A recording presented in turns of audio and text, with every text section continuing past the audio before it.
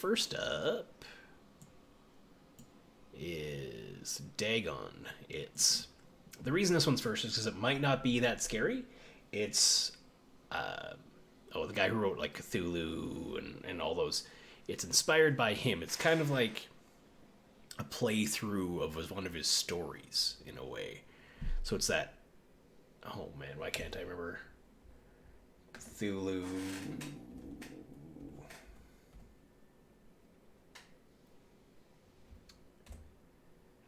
Who came up? Lovecraftian horror. So it's kind of like a playthrough of one of Lovecraft's stories.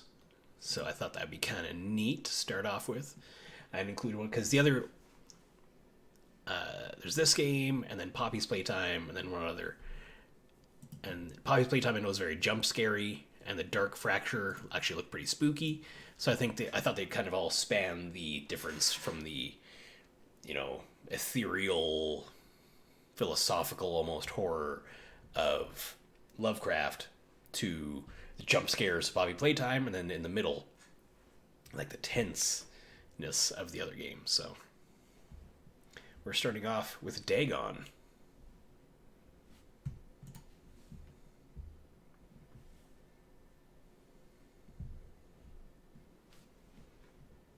Looks a lot like Baldur's Gate, all the tentacles and eyes and stuff.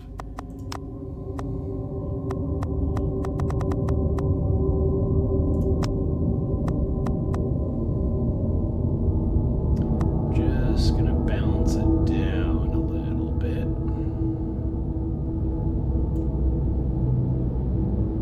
Little bit more. There we go.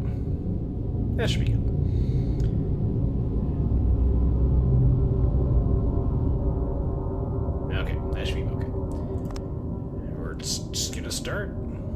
Dagon is a faithful, interactive adaptation of H.P. Lovecraft's work, focused on story and atmosphere. You will not find difficult choices, action sequences, or inventory management here. Movement is limited to progressing through locations along the plot. Okay. I am writing this under an appreciable mental strain, since by tonight I shall be no more. During the game, you'll encounter interactive elements. Some of them will allow you to continue your journey, others reveal interesting facts about the original short story, its historical background, and the author. Some of the trivia is hidden. In order to find these secrets, focus your eyes and look for the Elder Sign.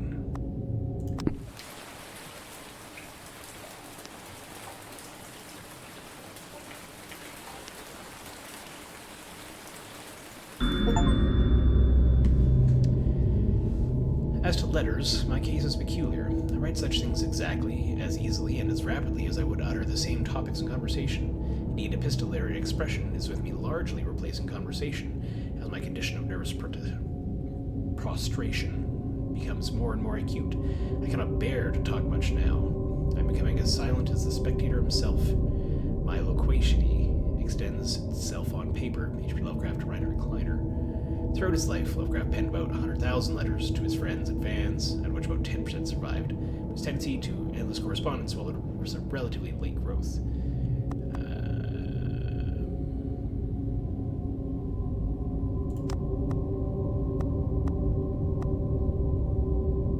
So we're going to not worry about the trivia.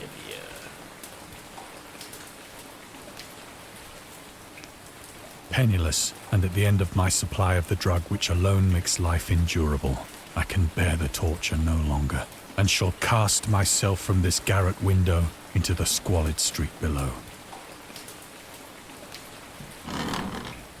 Do not think from my slavery to morphine that I am a weakling or a degenerate. When you have read these hastily scrawled pages, you may guess, though never fully realize, why it is that I must have forgetfulness or death.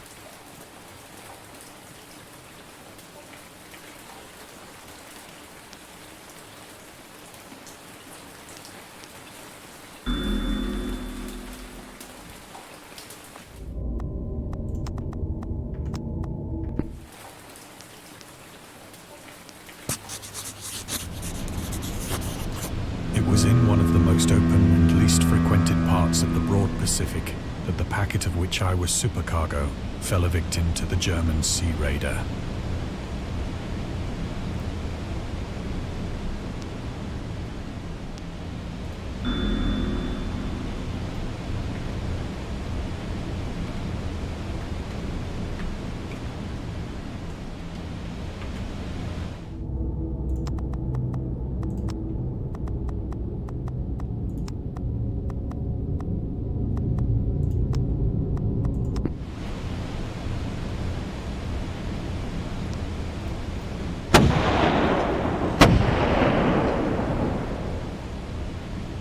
Great War was then at its very beginning, and the ocean forces of the Hun had not completely sunk to their later degradation.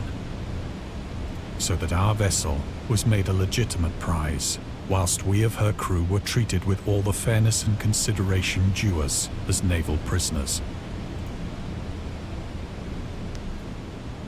The Huns were Central Asian nomads who established their own the British. A synonym.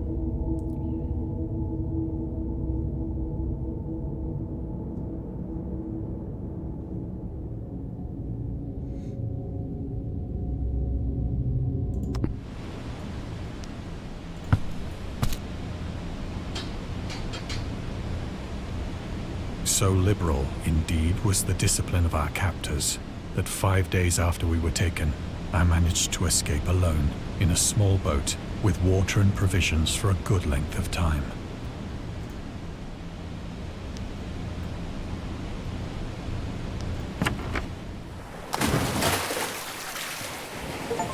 When I finally found myself adrift and free, I had but little idea of my surroundings.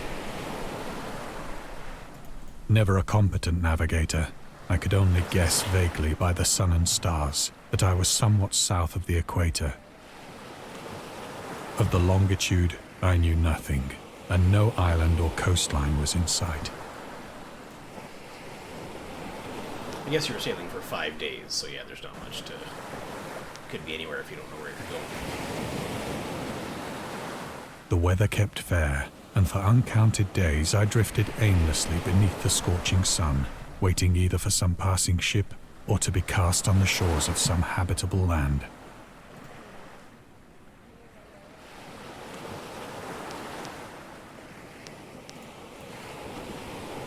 But neither ship nor land appeared, and I began to despair in my solitude upon the heaving vastness of unbroken blue. The change happened whilst I slept. Its details I shall never know, for my slumber, though troubled and dream-infested, was continuous.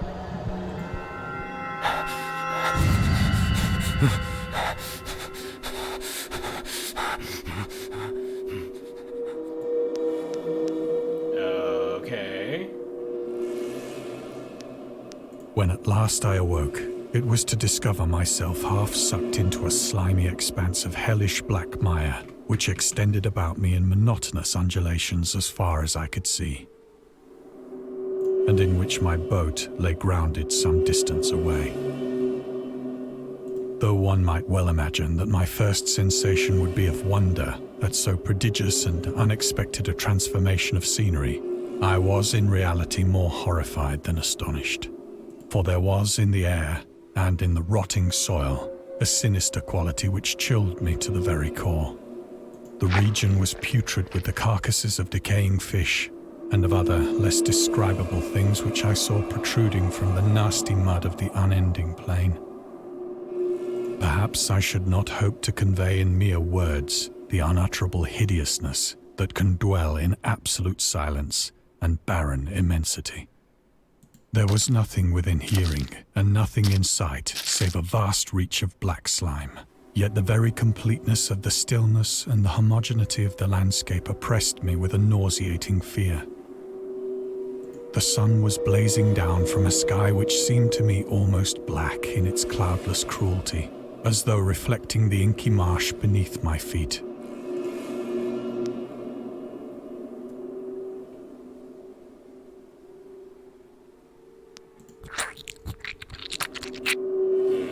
Sound, though. As I crawled into the stranded boat, I realized that only one theory could explain my position. Through some unprecedented volcanic upheaval, a portion of the ocean floor must have been thrown to the surface, exposing regions for which innumerable millions of years had lain hidden under unfathomable watery depths. So great was the extent of the new land which had risen beneath me that I could not detect the faintest noise of the surging ocean, straining my ears as I might. Nor were there any seafowl to prey upon the dead things.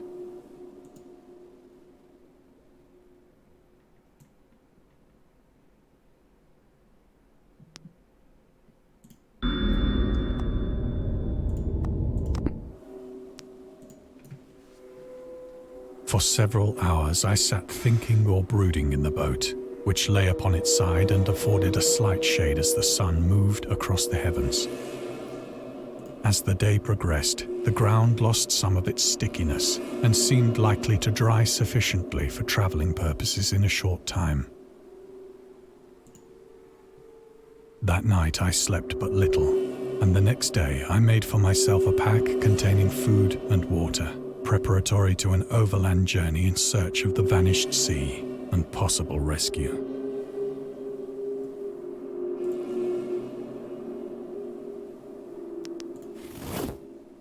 On the third morning, I found the soil dry enough to walk upon with ease.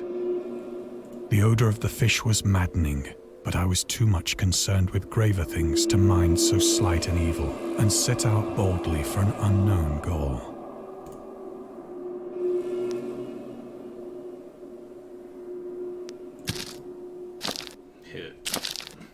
Said the squish, the big squish. All day I forged steadily westward, guided by a faraway hummock which rose higher than any other elevation on the rolling desert.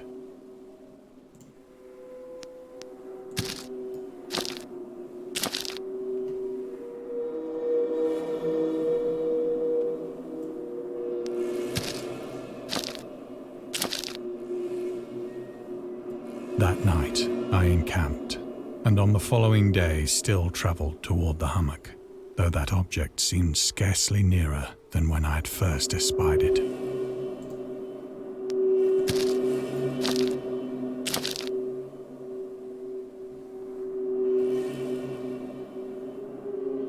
By the fourth evening, I attained the base of the mound, which turned out to be much higher than it had appeared from a distance.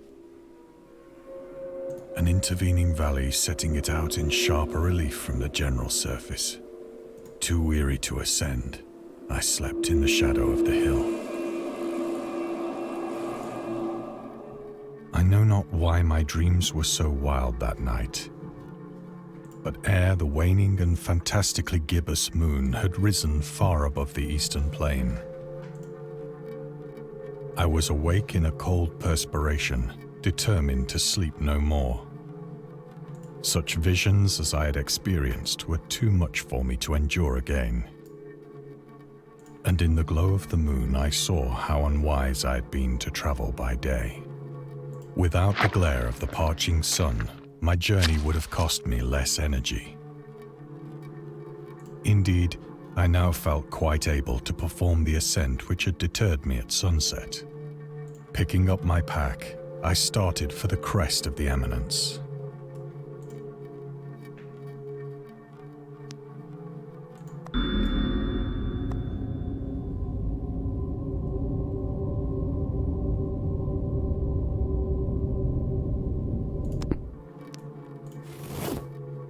I have said that the unbroken monotony of the rolling plain was a source of vague horror to me.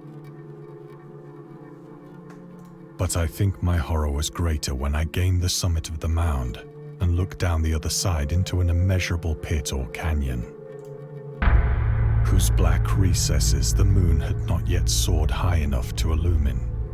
I felt myself on the edge of the world, peering over the rim into a fathomless chaos of eternal night. Through my terror ran curious reminiscences of Paradise Lost and of Satan's hideous climb through the unfashioned realms of darkness. As the moon climbed higher in the sky, I began to see that the slopes of the valley were not quite so perpendicular as I had imagined.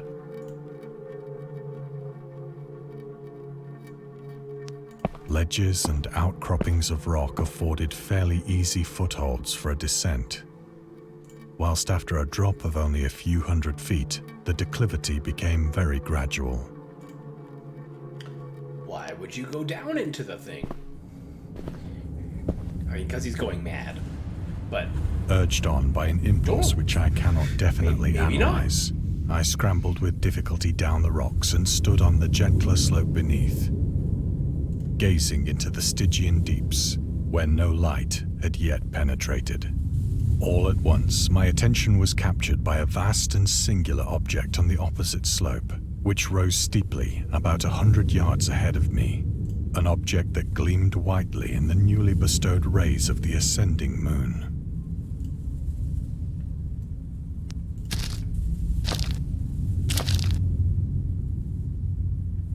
That it was merely a gigantic piece of stone, I soon assured myself. But I was conscious of a distinct impression that its contour and position were not altogether the work of nature. A closer scrutiny filled me with sensations I cannot express. For despite its enormous magnitude and its position in an abyss which had yawned at the bottom of the sea since the world was young, I perceived beyond a doubt that the strange object was a well-shaped monolith, whose massive bulk had known the workmanship and perhaps the worship of living and thinking creatures. Dazed and frightened, yet not without a certain thrill of the scientist's or archaeologist's delight, I examined my surroundings more closely.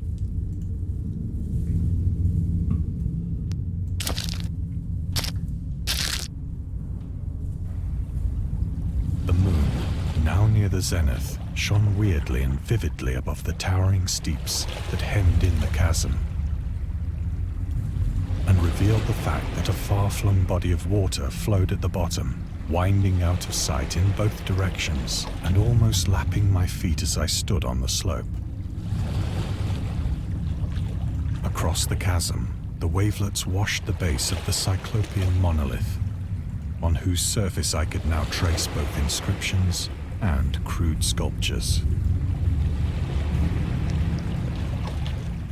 The writing was in a system of hieroglyphics unknown to me and unlike anything I'd ever seen in books, consisting for the most part of conventionalized aquatic symbols such as fishes, eels, octopi, crustaceans, mollusks, whales, and the like. Several characters obviously represented marine things which are unknown to the modern world, but whose decomposing forms I had observed on the ocean-risen plain. It was the pictorial carving, however, that did most to hold me spellbound.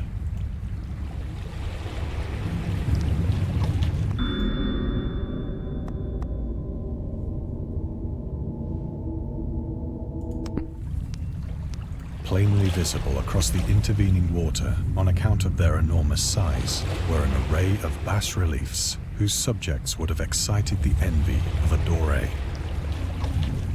I think that these things were supposed to depict men, at least a certain sort of men, though the creatures were shown disporting like fishes in the waters of some marine grotto, or paying homage at some monolithic shrine which appeared to be under the waves as well. Of their faces and forms I dare not speak in detail, for the mere remembrance makes me grow faint. Grotesque beyond the imagination of a Poe or a Bulwer, they were damnably human in general outline, despite webbed hands and feet,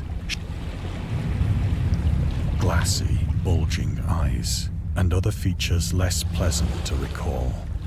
Curiously enough, they seemed to have been chiseled badly out of proportion with their scenic background, for one of the creatures was shown in the act of killing a whale, represented as but little larger than himself.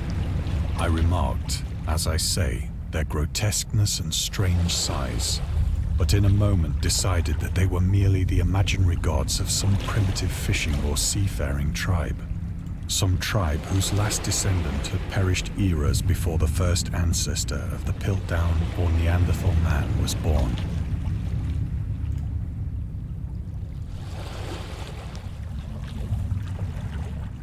Awestruck at this unexpected glimpse into a past beyond the conception of the most daring anthropologist, I stood musing whilst the moon cast queer reflections on the silent channel before me. Then, suddenly, I saw it. With only a slight churning to mark its rise to the surface, the thing slid into view above the dark waters. Polyphemus-like and loathsome, it darted like a stupendous monster of nightmares to the monolith, about which it flung its gigantic scaly arms, the while it bowed its hideous head and gave vent to certain measured sounds. sound was unmeasured. I think I went mad then. Of my frantic ascent of the slope and cliff, and of my delirious journey back to the stranded boat, I remember little.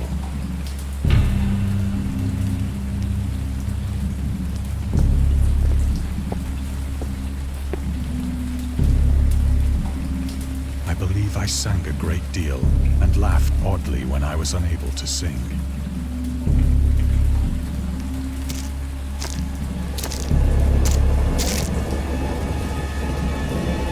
I have indistinct recollections of a great storm sometime after I reached the boat. At any rate, I know that I heard pearls of thunder and other tones which nature utters only in her wildest moods.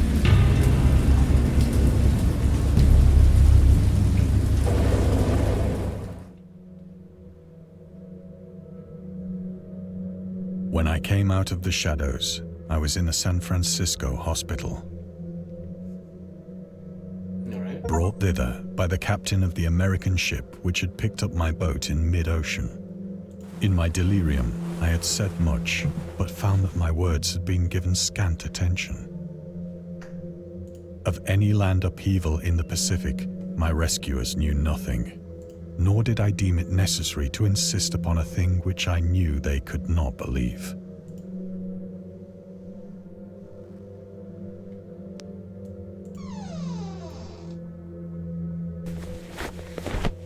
So I left. Once I sought out a celebrated ethnologist and amused him with peculiar questions regarding the ancient Philistine legend of Dagon, the fish god.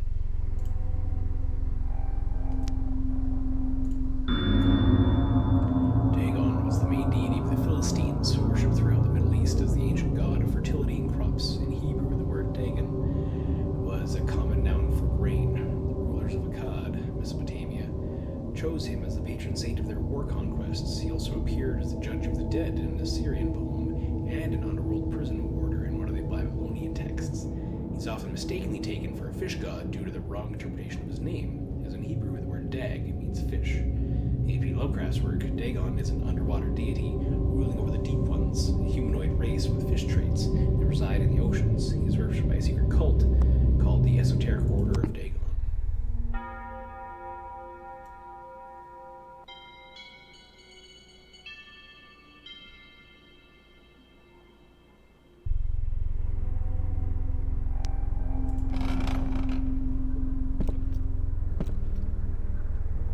But soon perceiving that he was hopelessly conventional, I did not press my inquiries.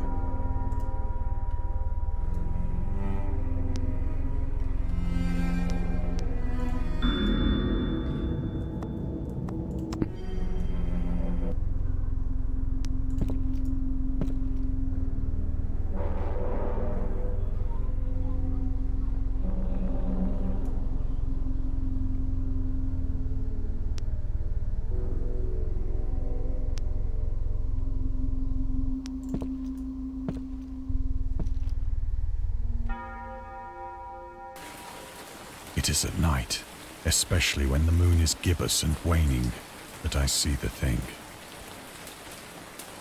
I tried morphine, but the drug has given only transient surcease and has drawn me into its clutches as a hopeless slave. So now I am to end it all, having written a full account for the information or the contemptuous amusement of my fellow men.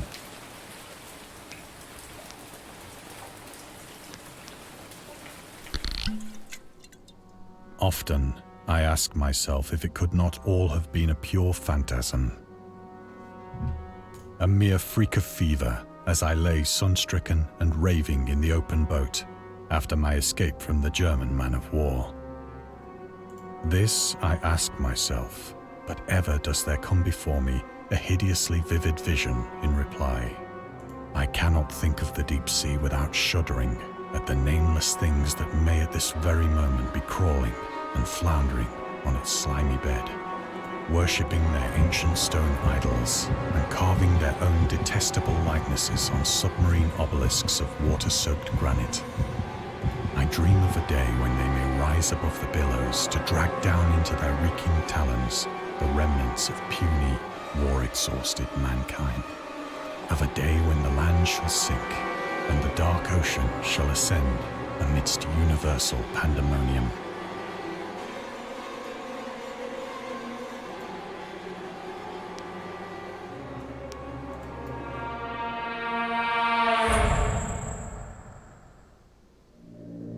The end is near. I hear a noise at the door, as of some immense slippery body lumbering against it.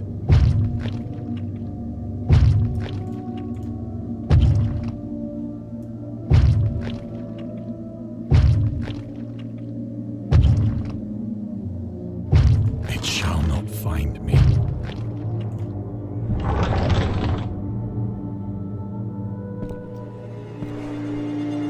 God, that hand!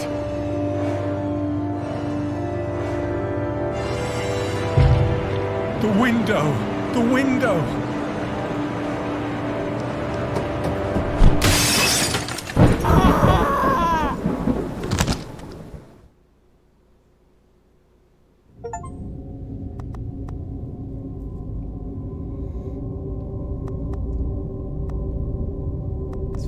I think it's a very well done version of the stories of Lovecraft's story. It's hard to put because it's from 100 and some years ago, right? So from over 100 years ago. So the language itself, you're reading the words on a page, aren't nearly as scary now as they would have been back then. So something needs to be added to it, but at the same time, you don't want to all make it about the visual of the creatures, because part of the thing about Lovecraft stories, I think, again, it's all open to interpretation, is the unknowableness. Like, he does describe, like, the glassy eyes and the lips and that kind of thing, but you can't know it, you can't picture it. Nobody shows you, okay, this is here, this is the monster. Like Cthulhu, it's popular enough now, we know, but you don't just want to make the Lovecraft mythos just another monster movie, right? Or another monster game, so you gotta be careful about that. But very well done. I think there was a very small team that made maybe not necessarily the game, but the experience. I think very well done. I think in VR, you get that in VR, that would be freaky. And scary stories have been accompanying men for centuries. They have many faces and forms, but what is their purpose? Why do we enjoy being afraid so much? During our therapy, I'll try to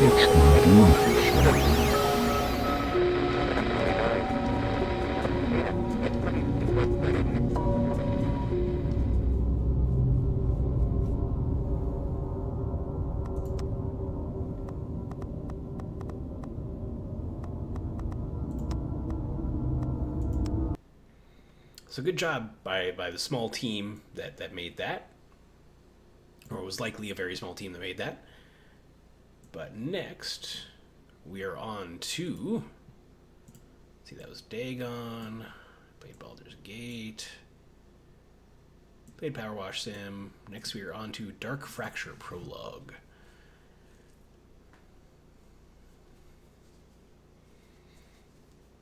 So basically, this Dark Fracture... Unreal Engine, I think.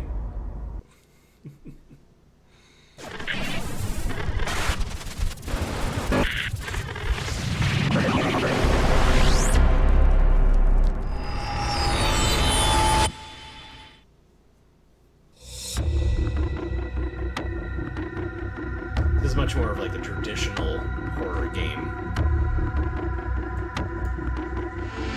Pocket Playtime would be kind of the new version.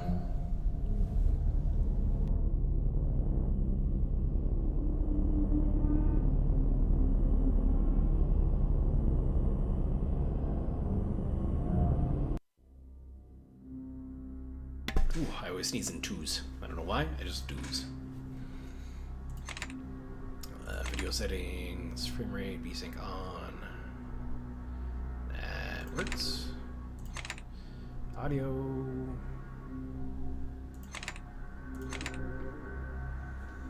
It's meant to be completed in a single session. If you quit mid-game, all progress will be lost.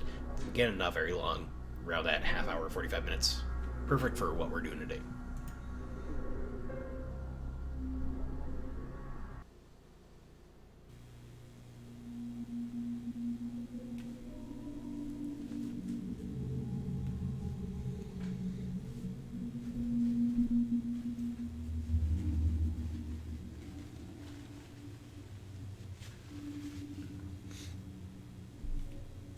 His broken mind leaked his fractured soul into a dark, endless labyrinth. In the eternal night, he longed for respite from the loneliness, only to realize he had never really been alone.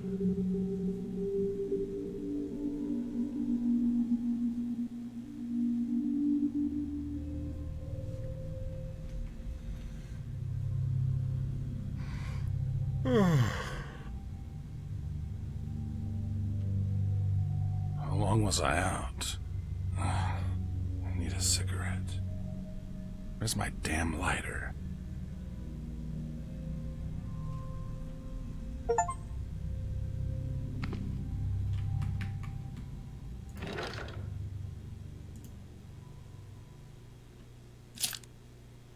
That's the office key.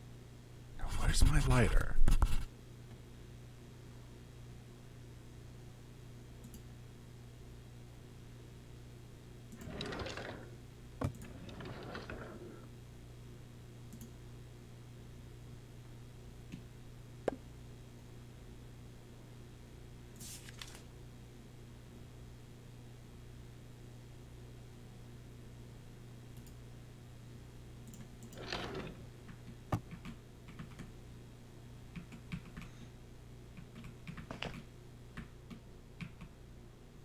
Where's my lighter? I can even open each of these drawers.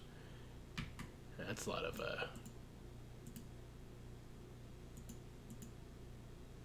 That's a lot of smokes there, bud.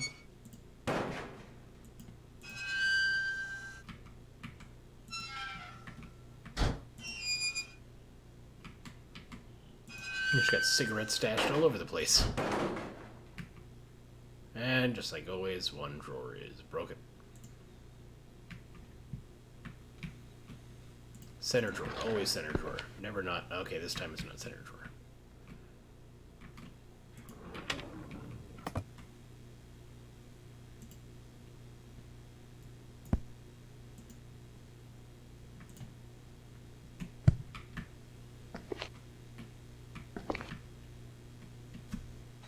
Most doors and drawers are interactive. Some of these are locked and can only be opened with a key. Press boot or boot.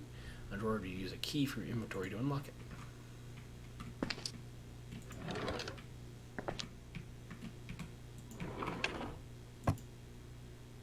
Theodore, he was left behind in a car seat in a cab 7 years ago by a passenger before me. His enigmatic medication.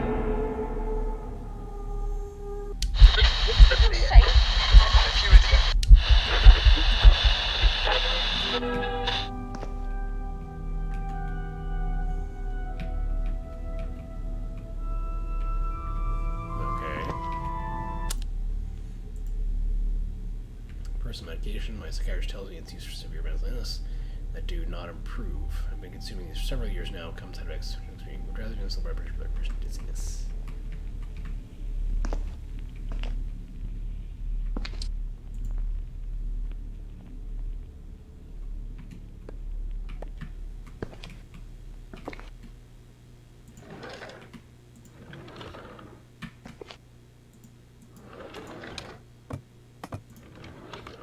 I don't know where this man keeps his lighter, but it is nowhere convenient.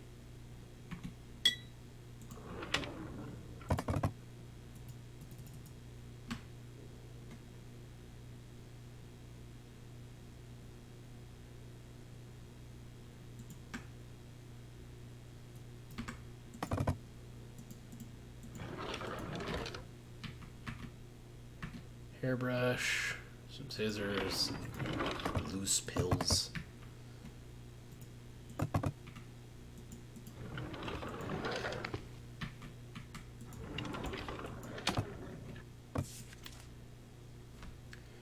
reports. I was assuming that working on a body farm research facility would be exciting. Turns out it's mostly filing reports and checking on dead bodies one after the other.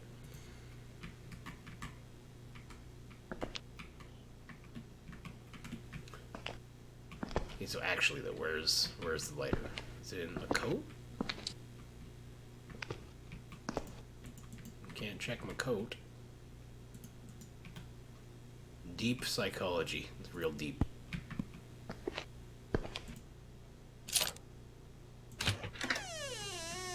It's a little dark in here. Maybe I should turn the lights on.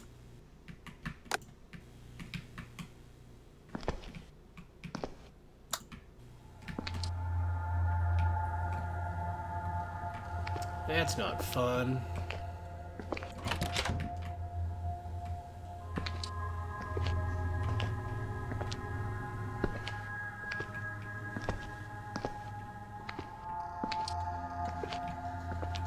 One of these doors is going to open behind me, is what's going to happen.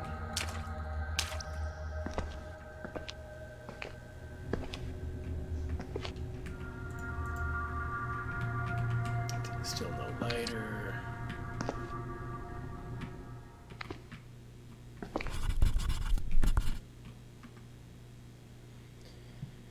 Mystery, so many four employees left their belongings behind and never came back to collect them. It's almost like they didn't know they were not coming back, or were in a real big hurry. Either way, it's weird. Gotta check my locker.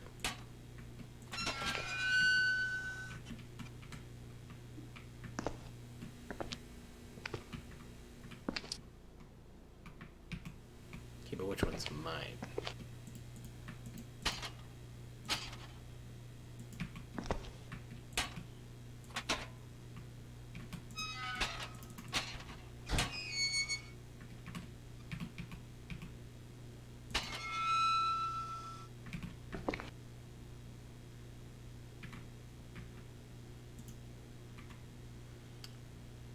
Poor Gate is definitely the only dental solution I've got when I'm broke.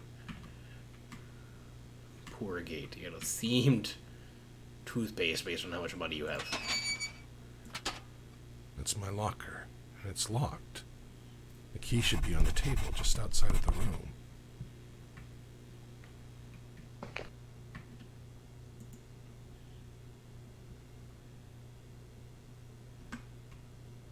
Take. There you go. My locker key. I'm gonna slide it on my office keychain.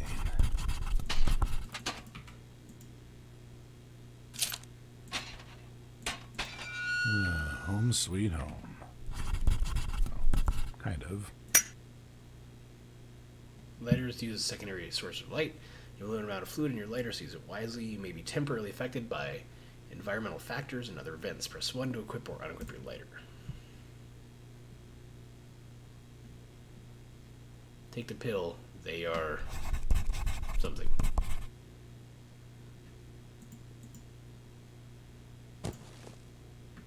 Well, I better do it the way they asked.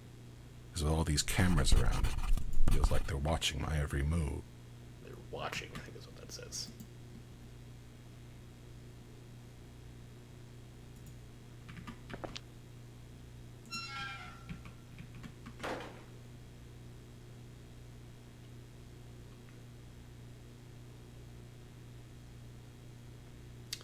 Oxytocin.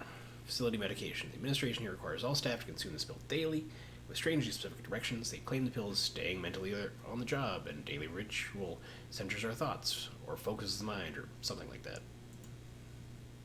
It needs to be consumed in front of the mirror in the men's bathroom. This is the change room, not the bathroom.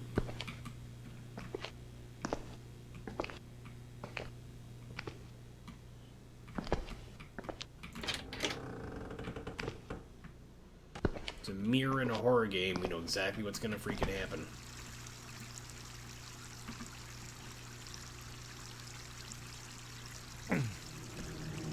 Many random paranormal events will occur throughout Dark Fracture. Your sanity will be strained by such events. Your actions will affect your sanity. Try to preserve it to get through the game. Push it too low, you may not make it. Okay, got this over with. Can finally head to the storeroom for a smoke.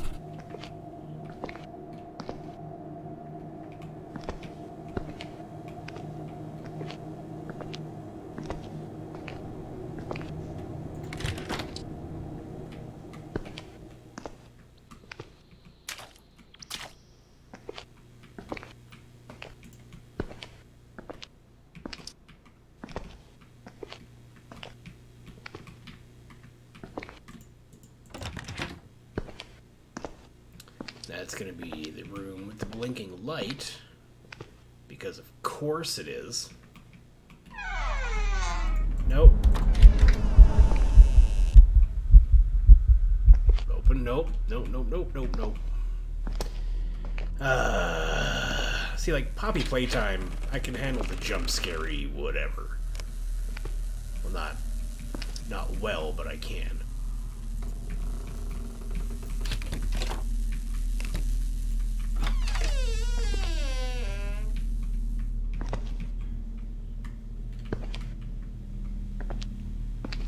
It's like, who designs a building like this?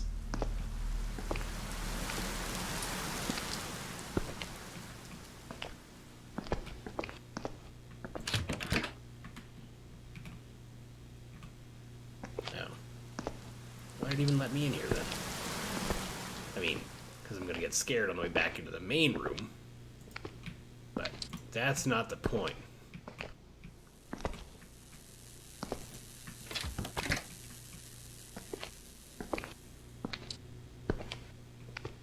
Okay, then what's the storeroom I'm supposed to go into?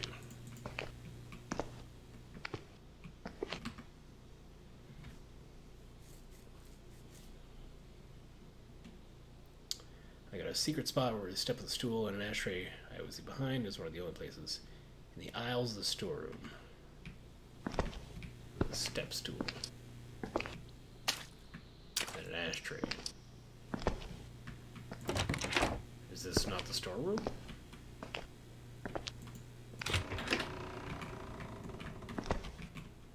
Oh, it's the women's.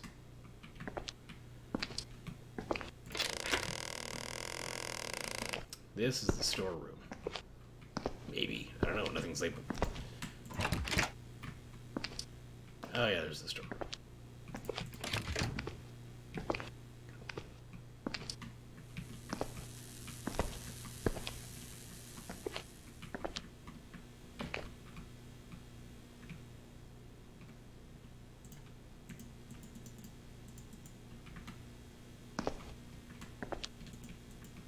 Ashtray? Do I need to, like, find the ashtray or something? No. Cynthia, I miss you. Where the hell are my cigarettes? We had, like, 18 packs in the office, dude. Seriously? The cigarettes behind in the office. Fuck. What's this? Weird valve handle. I don't remember it ever being here. Yep, so we're gonna go back to the office and get our cigarettes, but we can't. Because we can't. In the objects of the game are interactive and some can be moved around. Press left click or right click to pick up or drop movable objects.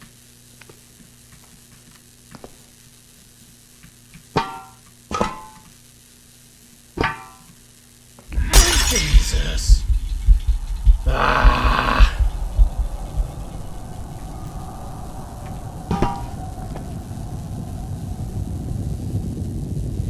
I don't like it. I don't like it at all.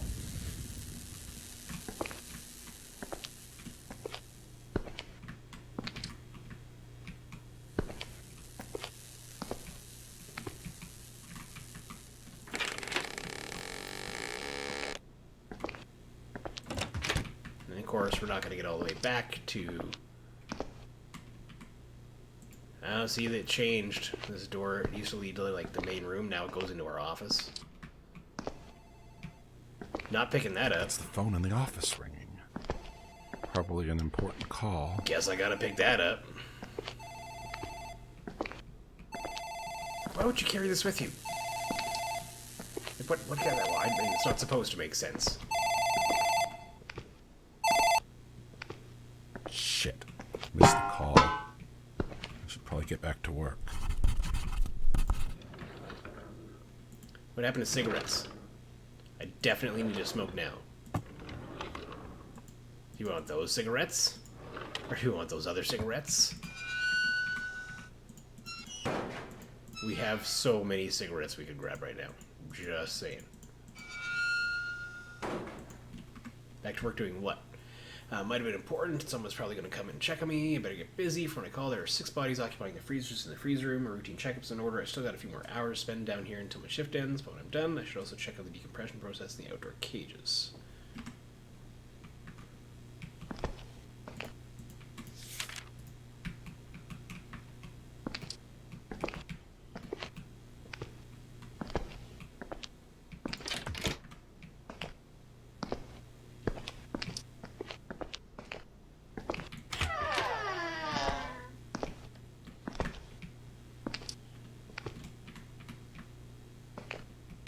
Required to move both trolleys out of the room. Oh man, really?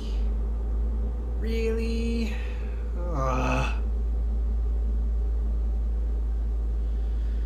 I dislike this. Okay, now for the second trolley.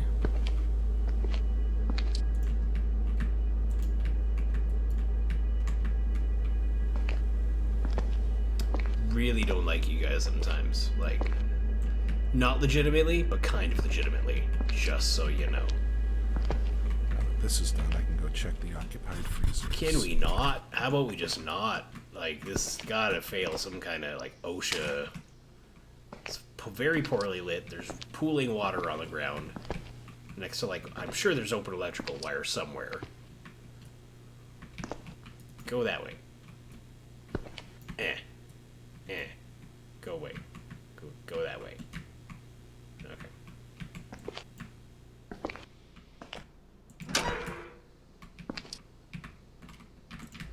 I can just open all of them if I want. Why would you want to open all of them?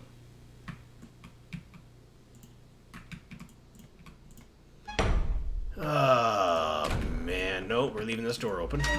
That's how that's working.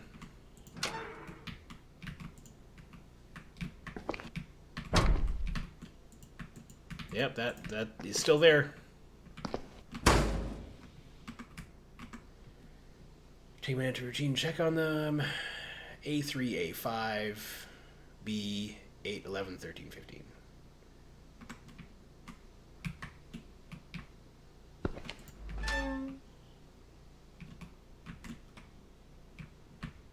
Some of these B's.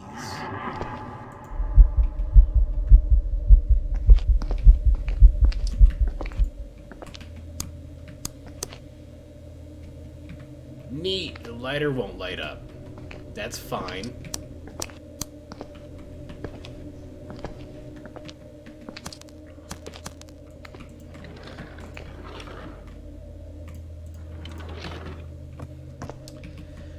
Why do I do this to myself? Why do I do this to myself? I still have like, Blair Witch and Amnesia to play. Oh my goodness.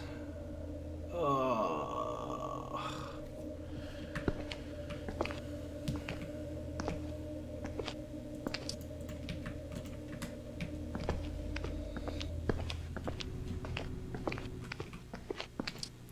What's up, ghosts? It's me, ya boy. And other memes.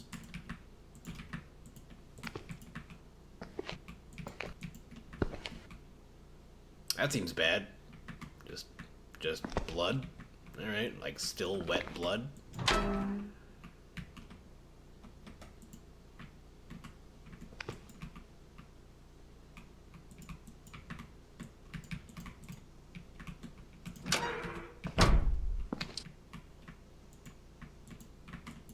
So I just leave those open.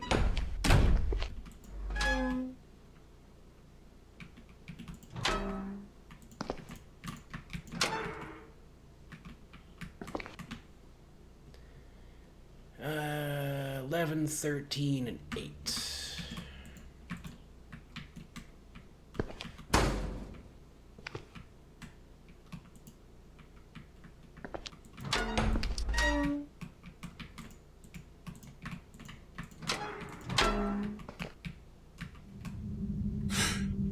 What?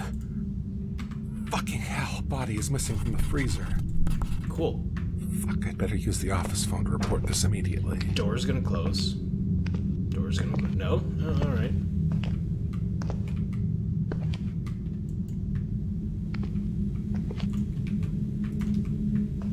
Just fling it out of the way.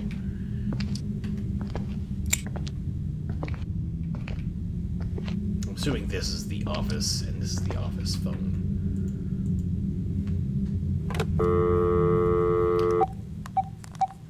Whose phone sounds like that? Do we call 911? Is that who we called? That's who we should be calling. Hello? Sup, demons? It's me, your boy.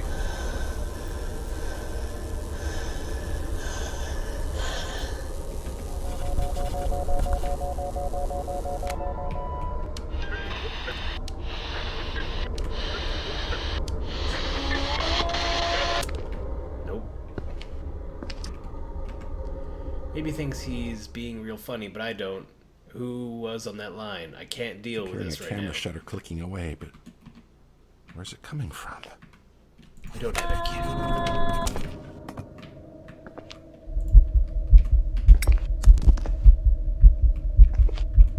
Like, how do I prevent sanity from dropping in the first place?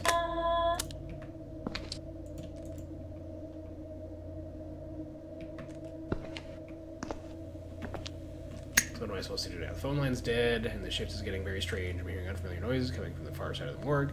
The body's missing, strange objects appear out of nowhere, but I'm sure there's a logical explanation. Yeah, totally. Totally a logical explanation. That's what they all say just before they get eaten.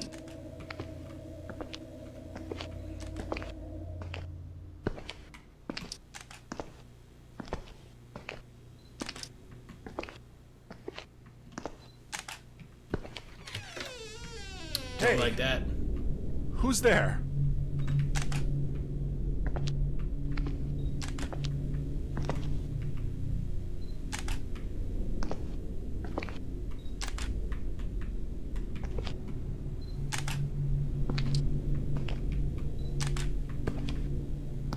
What's up, demons?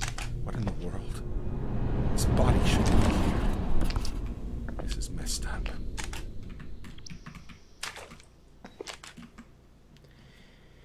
It's the missing body bag. It's now on the autopsy table. This is Norman's idea of a prank. I'm gonna kill him. Well, at least I found it. So that's one less thing explained. But I can't decide if the door opened by itself or if I imagined it. Now what's causing these light flashes? I better find out. It's a camera. Very obviously the camera flash.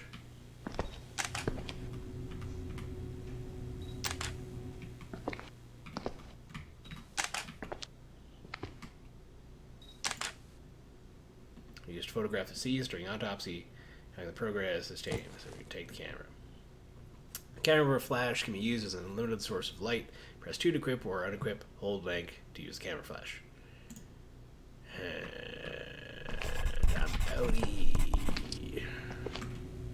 Camera shutter is triggering itself? Yeah, no, absolutely. It's triggering itself, bud. Yep, no, you got it. You got it, mister. Ugh.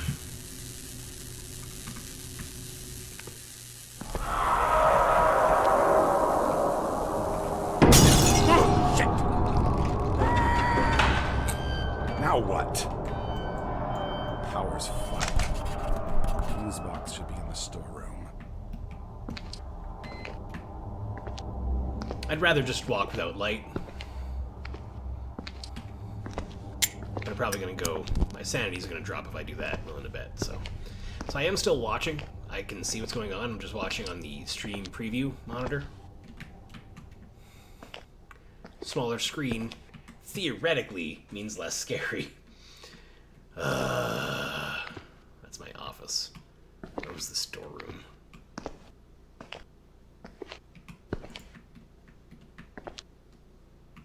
The heck is that? An elevator?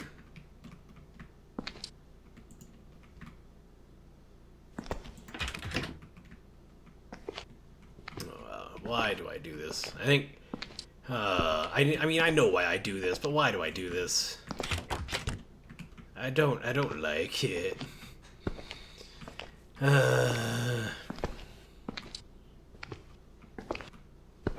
Somebody donate some money so I can feel better about myself. Better about my choices.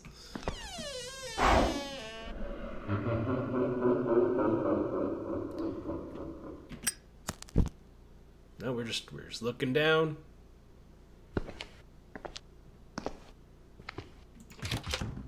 The lighter may flicker out at any time. Yeah, how about that? Where the hell am I? Why is my vision going all VHS-y?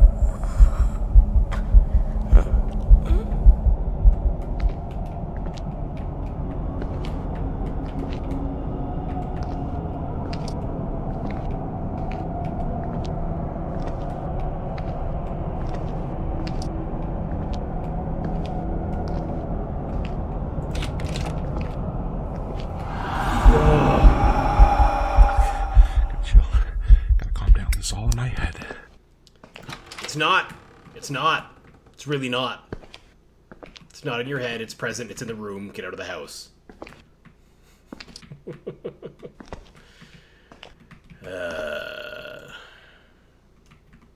It's Cynthia. That's who it is. It's Cynthia. I blame Cynthia. What was I supposed to grab in here? Gotta check the fuse box in the storeroom. Don't get it. The fuse box seems okay.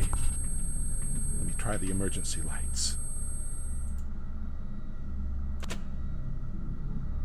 Hopefully all the emergency lights are working now. I should locate my medication quickly. I'm just gonna look at the floor.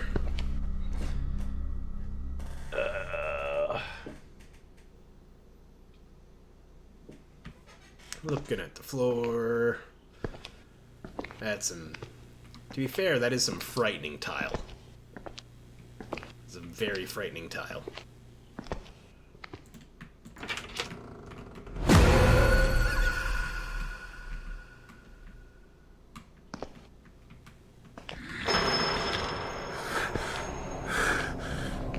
This isn't happening.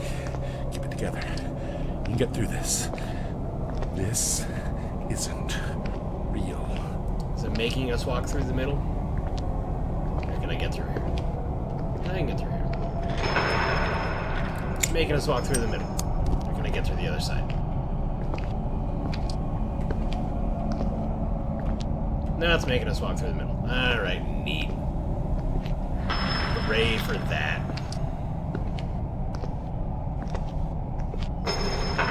Yeah, I got it figured out.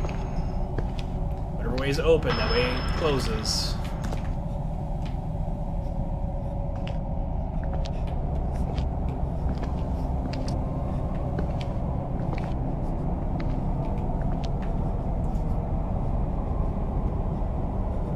Put the camera away. Yeah, there's a kind of medication tab and open. Use it. Thank God. I really need my medication. Okay, so what now? I'm praying all these strange things will stop happening, but I've got a creeping feeling in my gut that this madness is here to stay for the night. I'm so screwed. Yep. Yep. Sure are.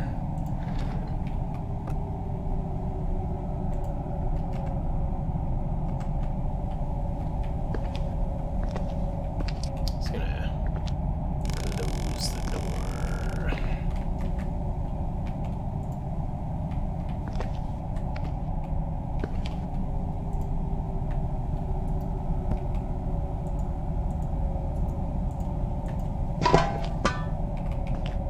Yeet. Hang it up nicely. So what now? All these things stop. The office. Metal lighter.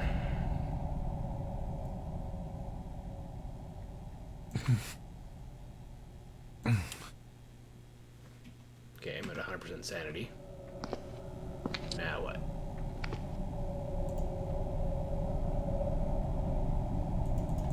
Great for shadow puppetry. Okay, that's alright. Who didn't use that for the secrets? 1971. Deep psychology. Super deep psychology. Dirty coffee mug. Yeah. No, I want to eat it.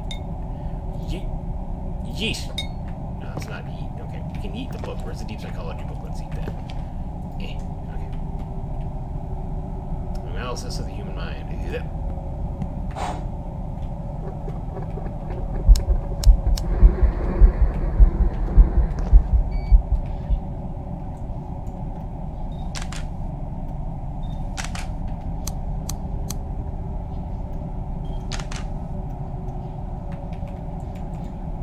It's like, I don't know what I'm supposed to be doing. Apparently the stream will stop happening, but I've got a creepy feeling that my god, this madness is here to stay for the night. I'm so screwed.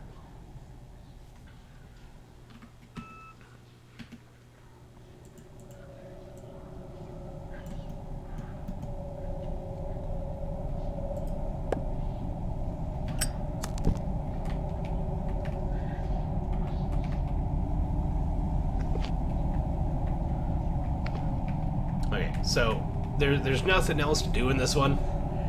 I did say it was about a half hour long, which is how long we've been playing it, so I'm just gonna call it there, because there's nothing really else to do.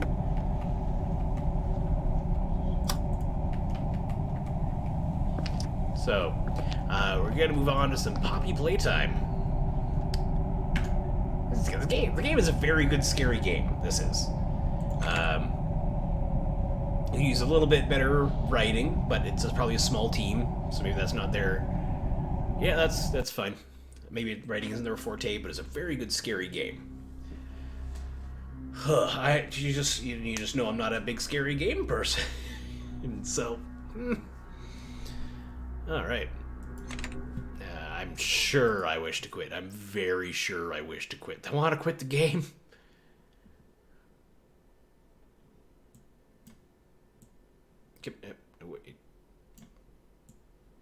There we go. And there we go. I switched over my monitor for everything. You're right, a Steam VR headset is not detected. You are not wrong. Stark Fracture, not bad. Not bad. If you're a horror game person, it could be worth checking out. The demo there was free. All these 3 horror games that I'm playing here, they are all free. So if you want to check them out for yourself, you definitely can. And one more time before we jump into the last one of the 3, just a shout out and mention that we are, of course, raising money for Alberta Children's Hospital Foundation through the fundraiser we know as Extra Life. This is my 7th year participating in Extra Life. We've raised over $5,000, probably over $5,500. So this year we're approaching $6,000 total through the fundraising efforts that I've been a part of. For Extra Life. That just made my glasses dirtier, so we can try that one more time. And this is the reason I put myself through this. It is genuinely fun, right? You get scared, you come down from that, and like, I'm chill, I'm in my basement, it's fine, right? You know that, but you go through and you play these scary games, and it's freaky in the moment, and you're right there, and you know how it be if you like horror movies and stuff. But, so let's get to our ultimate, not the penultimate, because then it's second last. It's okay. Is my shirt that dirty? My glasses just keep getting worse. On the next break, I'm gonna wash my glasses. Note to self. Okay, that's a little better. Of the third of the 3 scary games, Poppy Playtime. This Poppy Playtime, if you're not familiar, is kind of a children's, like, Chuck E. Cheese style place where the characters have gone amok.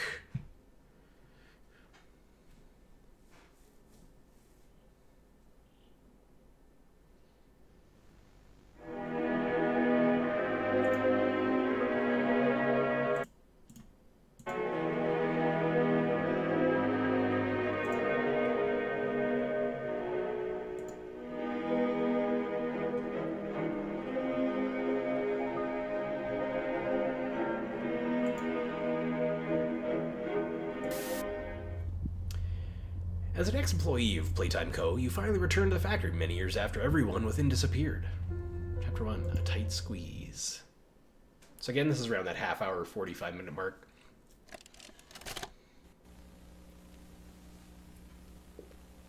You are about to see the most incredible doll ever invented. Her name is Poppy, and she is the first truly intelligent doll in the world. A little girl can talk to her. Poppy gives her answers. She is the first doll actually able to have a conversation with a child. Hard to believe? Yeah. Just watch. Poppy Playtime! Poppy's as lovable as a real girl, and she talks like one, too. Hi, my name is Poppy. I love you. Can you help me polish my shoes? Why, of course, Poppy. Just like a real girl, Poppy always wants to look her best. Perfect! Thank you. Her hair is sturdy and won't come out when you brush it, and smells just like a poppy flower. Is there anything else you'd like to say, Poppy? I'm a real girl, just like you. What's the time? Playtime! And if you've ever wanted to see how all of the nation's favorite toys were created, Playtime Co. is now offering factory tours at just $2.99 a person. An entire hour in the most magical toy factory on Earth. What are you waiting for? Come Love the visit images the they put with factory. it, just all the heads and arms and stuff.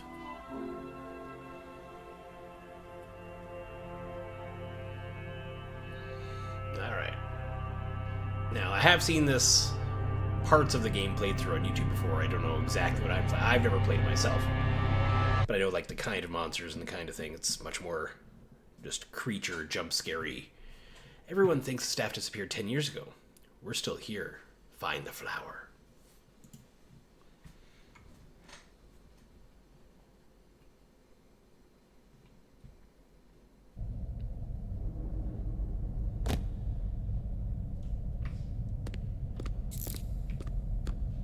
Escape to pause. Like that.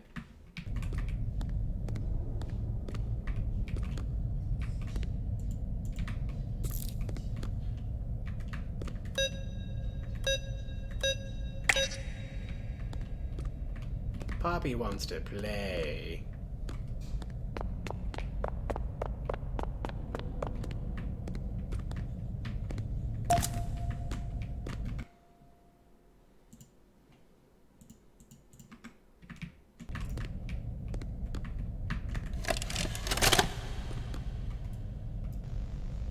Hi, my name is Leith Pierre, and I'm the head of innovation here at the Playtime Co. Toy Factory.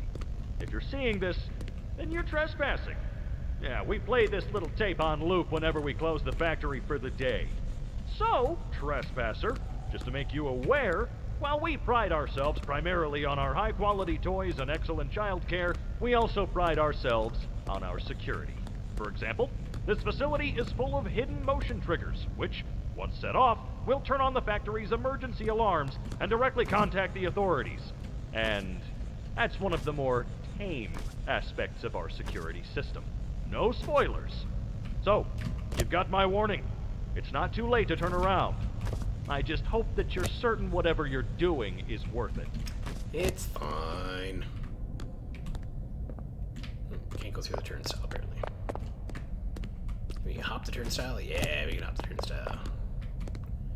I'm just gonna, not because I'm scared, just because I'm actually finding some stuff hard to see, just to see if I can up the brightness a little bit. It's like there. There you go, that's better.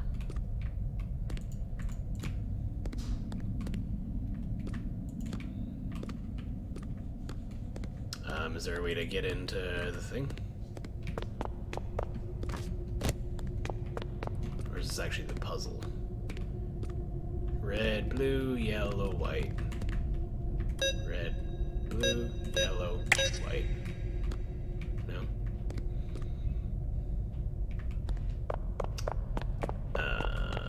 On the computer? Do I get myself in on the computer? No. Does it open this way? There we go. The Boogie Bot.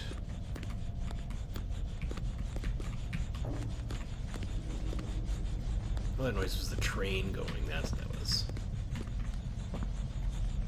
Well, that Boogie Bot is very dead and had blood in it. Candy Cat.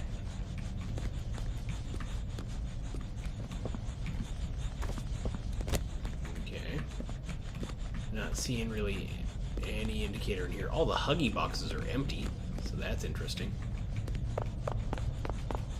Because it's called Poppy Playtime because it's named after the doll. Eat healthy, like Braun.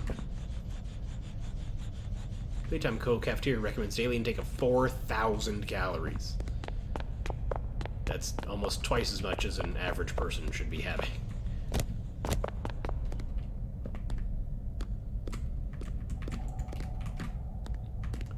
It was the other way, and I just actually didn't have to put it in code. I was just trying to for no actual reason. Can I get... Well, there we go, over the turnstile again. Is it just open? So it is a puzzle game. So there's gotta be the code around here somewhere.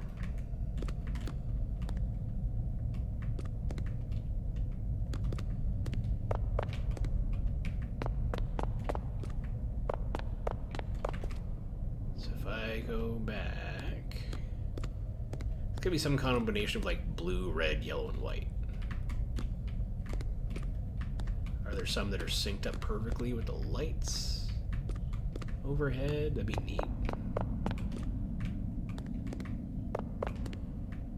Is it like blue, yellow, white? Can you do the same one twice? Blue, yellow, white, red? No.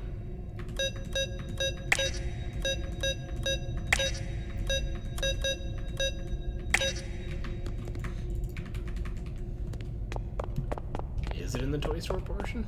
Must be. I mean, those are the only other places. I can enter a key, or I can go in the toy store. Oh, there it is. Green, pink, yellow, red. Green, pink, yellow, red.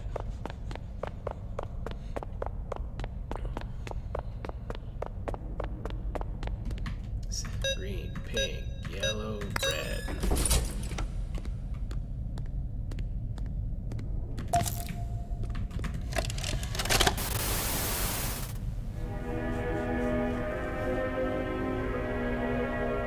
The grab pack.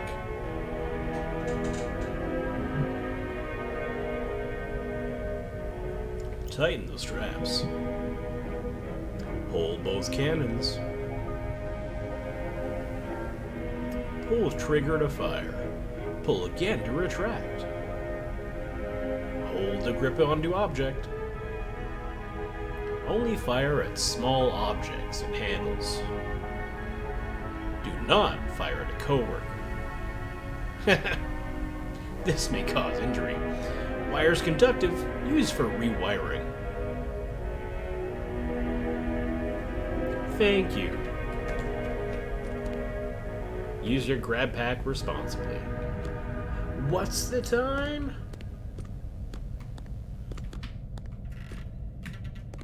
Just falls, opens on the ground. I only got one hand.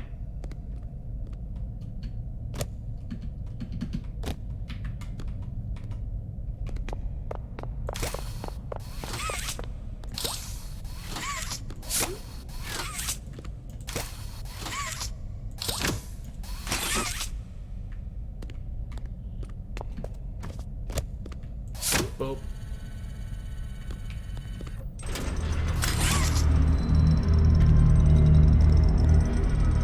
Hey, Huggy. What's up, buddy? High five?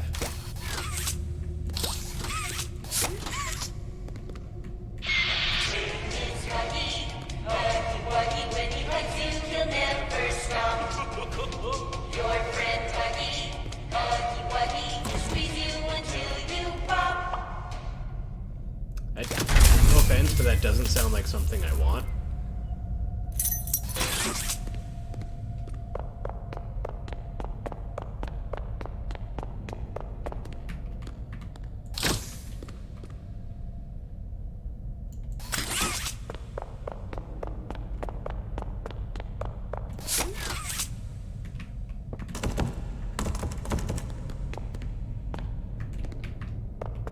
I gotta go back here and do something?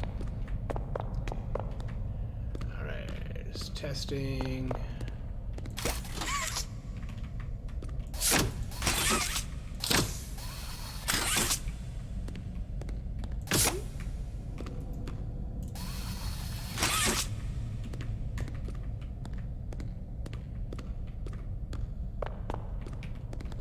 Do I gotta jump up? Is it a jumping puzzle?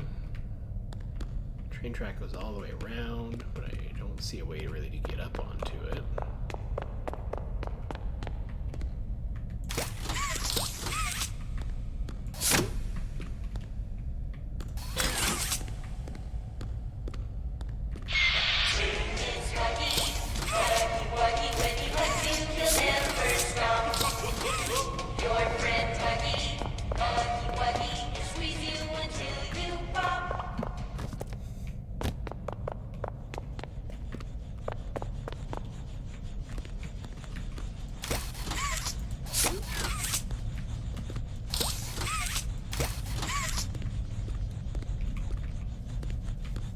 Probably watched like 2 or 3 different YouTubers play this. That was like when this first came out, so I'm not sure what to do now. Hey guys, TV. No, okay. Guess I can't take the TV. Taking this little thing here. Yeah.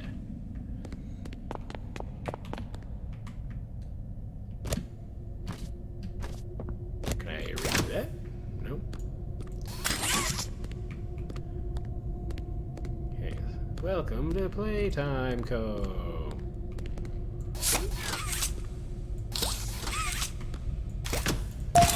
Oh, there was a key. He was holding a key. I did not even see that at all.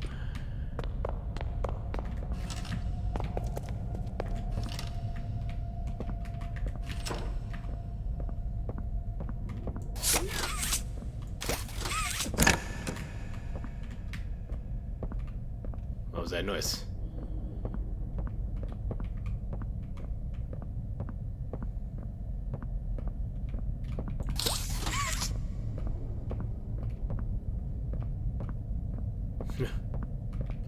Just a little messy.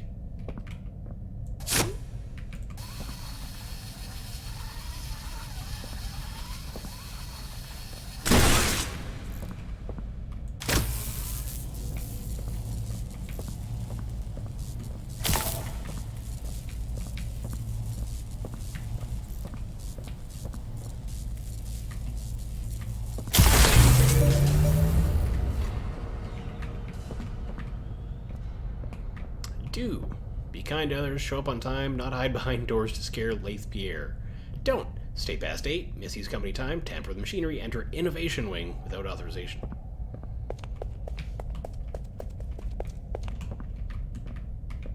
Plenty of innovation going on in there, you know. Nothing, no kind of like horrible experiments or anything, I'm sure. Huggy's not there anymore. Neat. That's neat.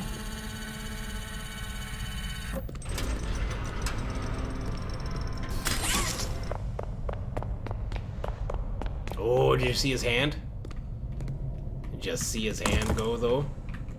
To hell. Alright, well, that doesn't sound like where we want to be. Just based on, you know, various connotations of what the words meant previously.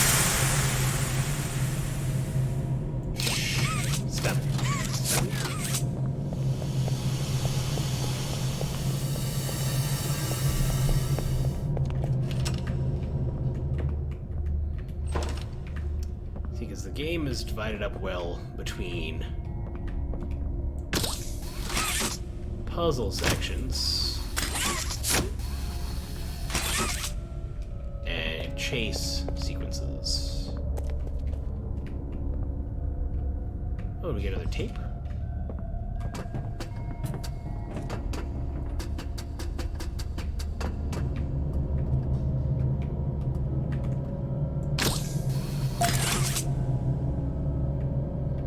Remember to take breaks. Breaks longer than 10 minutes are not permitted.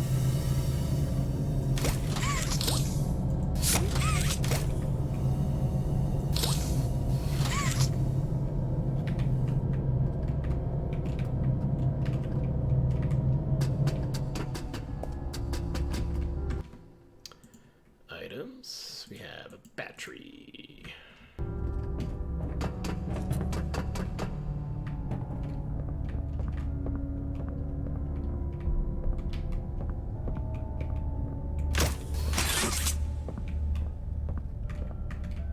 Okay, so we gotta jump down off the platform into that area.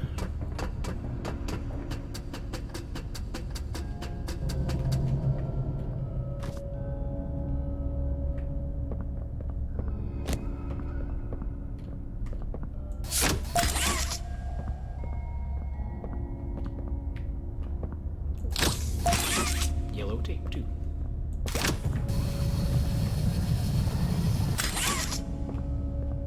Just enough room for us to pass through nothing and no one else.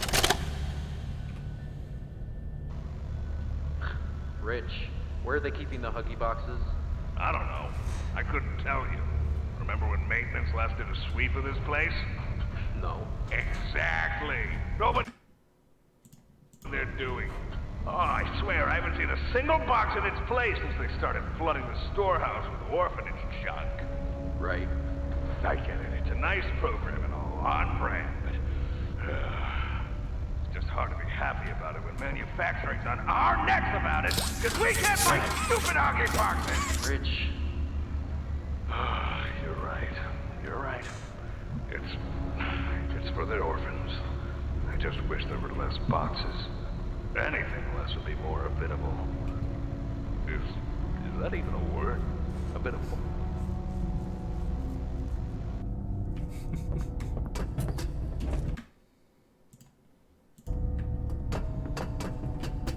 Alright. So we have the yellow battery and the blue battery.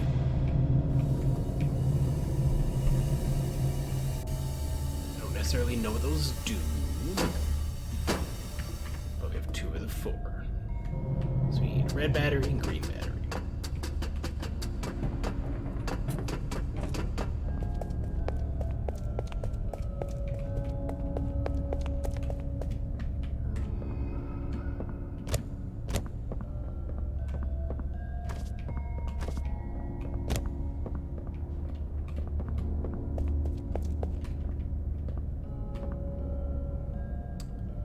Batteries.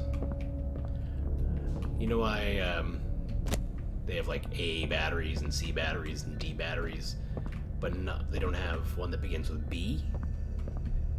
Because people be too preoccupied just by saying B batteries. You walk in stores, hey, do you guys have any B batteries? It's just too it's too fun to say. Cause too much distraction, people will get nothing done.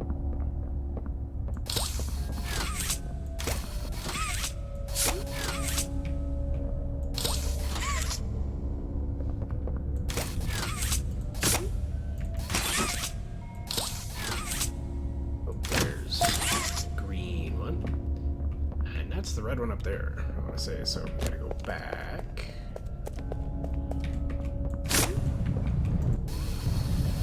No, I'm not pulling back. I was okay. I still wasn't pushing. I was pulling, but okay, sure.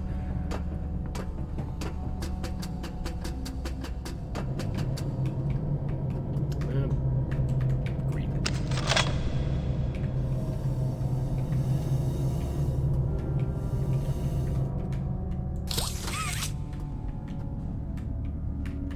Earth, I get up there. No. Like, oh, not like that.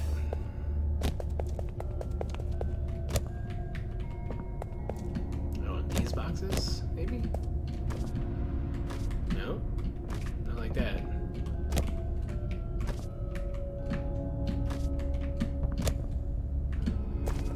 It's gotta be from up top, like jump, jump, jump, jump, jump. That's what it's gotta be. I just fell.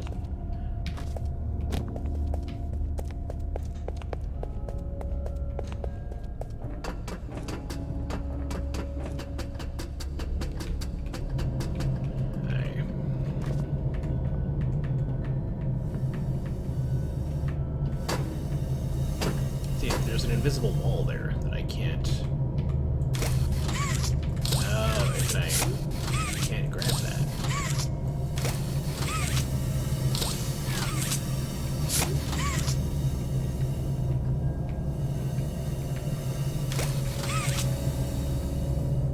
Is there a handle on it that I'm supposed to be able to grab?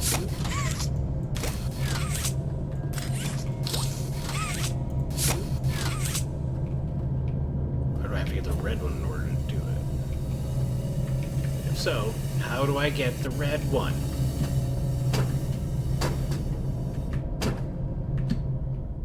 Yeah, there's an invisible wall there. I cannot get there.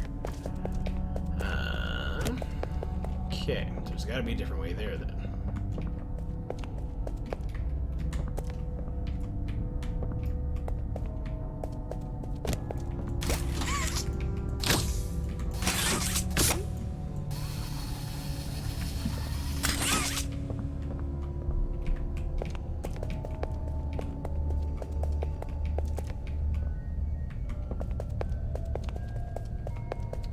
These boxes aren't even tall enough to get all the way up there. And now you can just push them off, ruining the whole thing. So I don't think that's supposed to be it. I'm stuck. How am I stuck? If anybody's played this or is like currently watching a YouTuber playthrough, please let me know. That or there's a red battery somewhere else, like right there. It's very obvious that I'm just missing. So good at my job. Oh my goodness. You ever watch like YouTubers be like, how could you miss that? It's right there. Well, there you have it.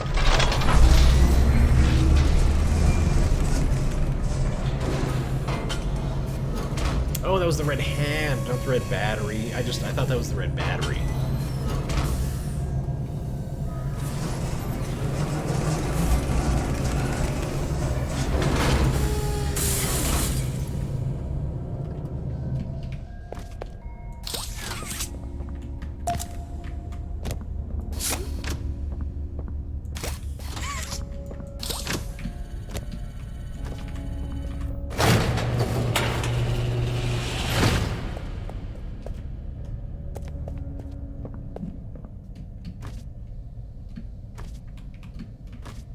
You know what happens now, don't you?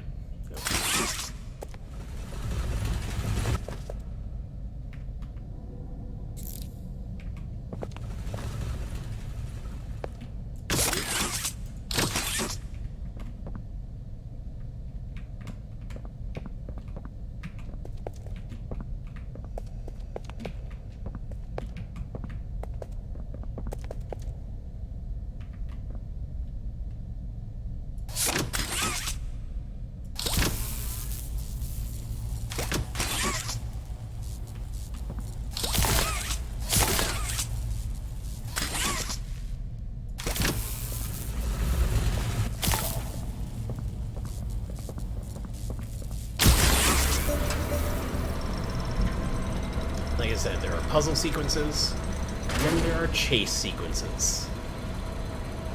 And we just had a puzzle sequence. So what do you think's coming up?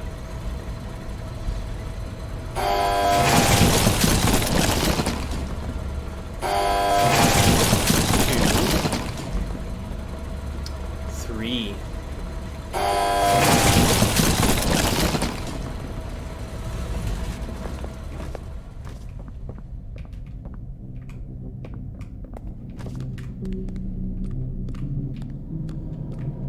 Make a friend.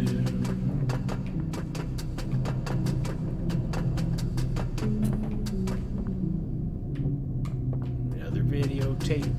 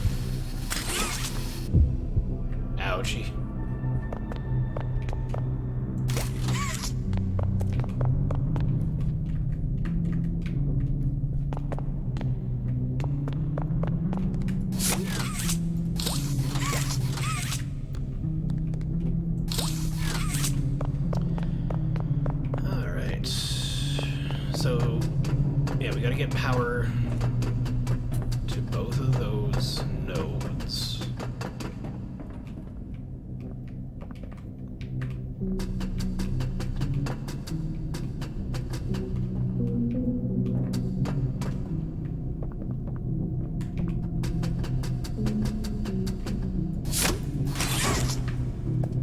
But I don't think we have to, like, we can just do that, and that's the same, right?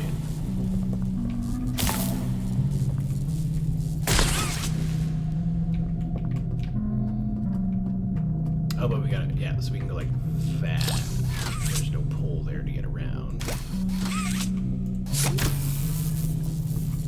Go like this.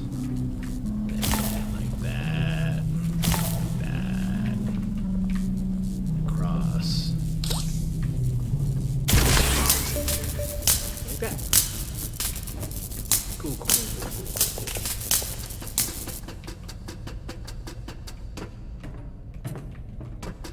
I don't know why that made a difference. I would want to see the puzzle type person in me always wants to work that out with string to see if that actually be true, or if somehow it just like subtracts a certain length of cable from you if you do it.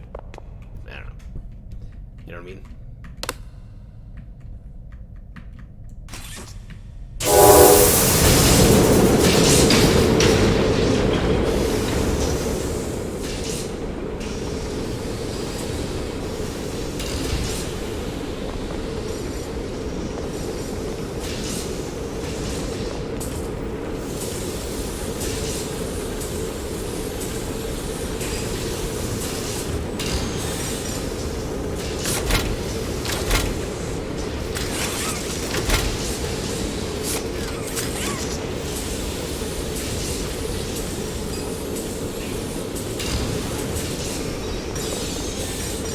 Fostering happiness. Adopt an orphan today.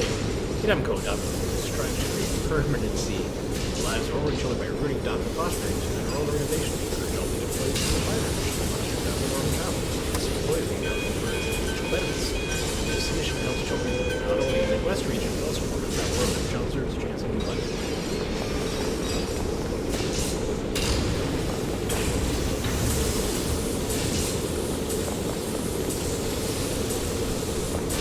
More levers I'm supposed to pull? Oh no, there they go.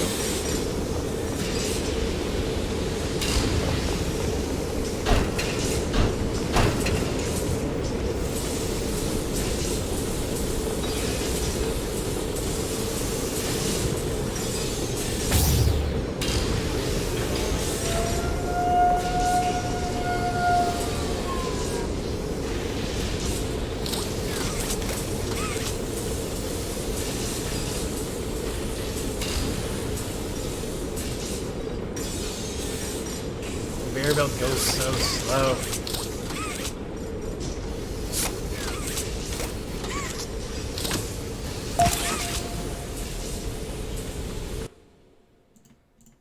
We have the Bumblebee Cat. Bumblebee Cat.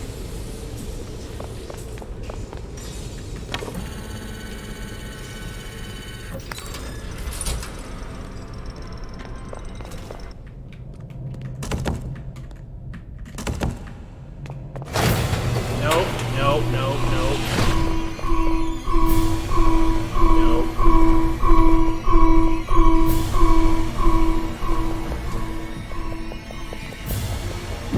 Oh Lord, he's coming.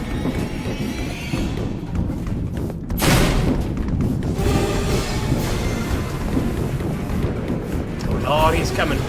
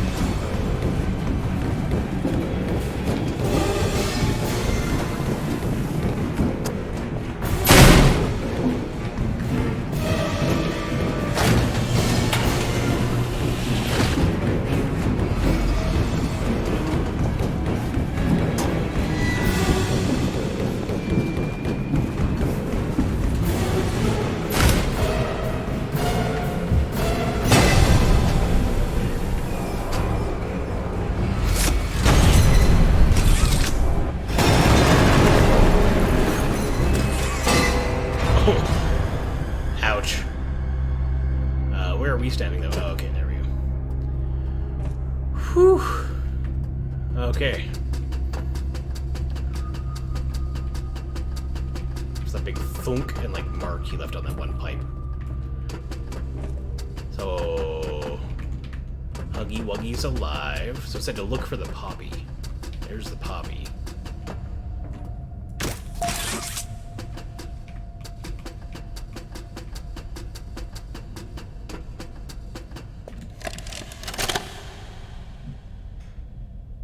Final log. In relation. Experiment 1006. The prototype. Coordination and cooperation is evidently within his skill set, as well as the skill set of all other experiments of his type.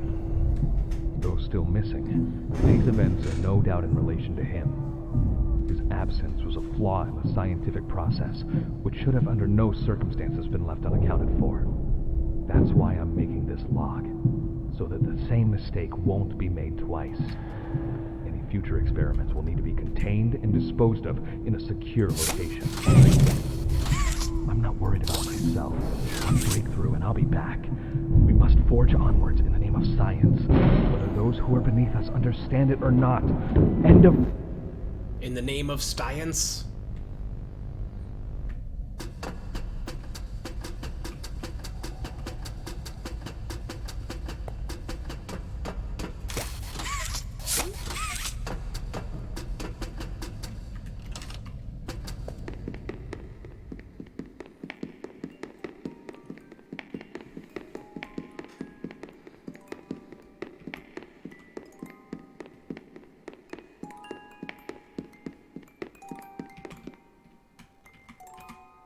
Yeah, we first tried that race, which I was impressed with. That chase sequence we first tried. There's several dead ends if you go the wrong way.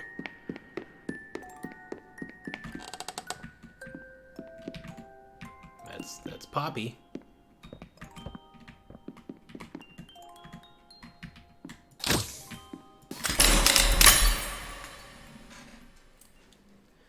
That's it right there, isn't it? You opened my case. I did. You're welcome. Chapter 1, A Tight Squeeze. Alright, so that was Poppy Playtime.